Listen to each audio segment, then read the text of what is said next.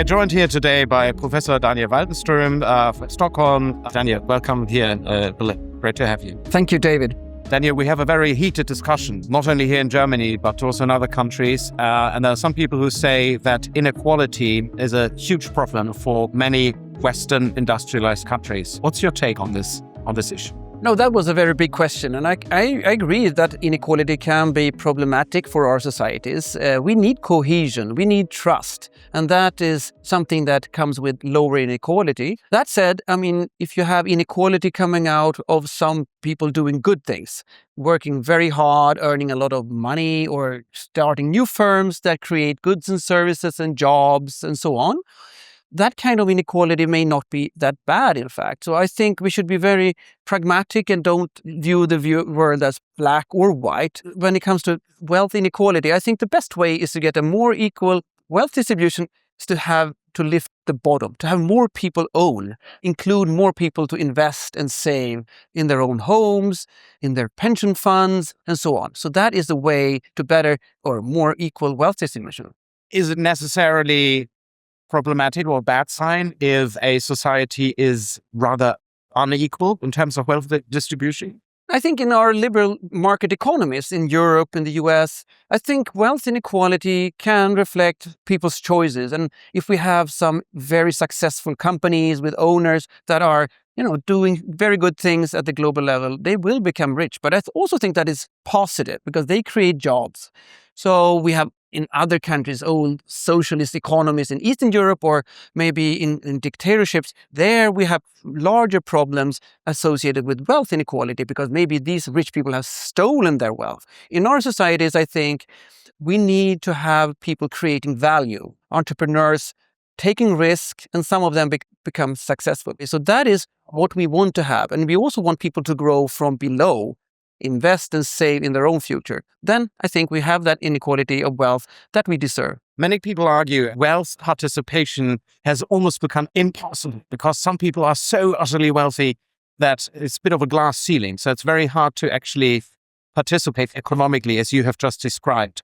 What's your take on this argument? In fact, I don't think that is correct according to the data. We see that 3/4 of all wealth in Western societies are either housing or pension savings. So these are things that ordinary working class people own. So we have a great participation, much higher than in any earlier period in history. Then if we have also very successful company owners, typically that's also good because through our pension funds or mutual funds, we own shares in these companies. So that has enriched us as well. But some of us may even also work in these companies or enjoy their products or services. As long as we get educated, as long as we get a job and an income, we have the opportunity to build wealth as well. And I think that has been more possible today than in almost any period of history. So, in fact, we are in a very good place in this sense. At the moment here in Germany, we have a very, very fierce discussion with regard to wealth inequality, also with regard to